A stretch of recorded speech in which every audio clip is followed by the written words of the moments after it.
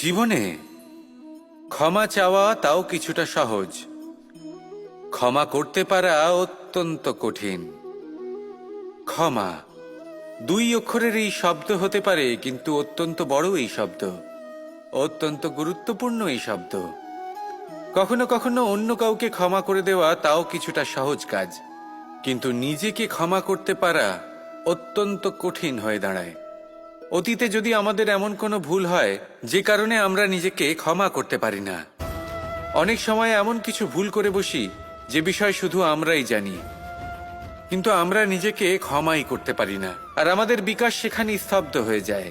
কারণ যদি আপনি ক্ষমা করতে না শেখেন, নিজেকে ক্ষমা যদি না করতে পারেন, তাহলে তা আপনার জীবনের সবথেকে বড় বাধা হয়ে দাঁড়াবে।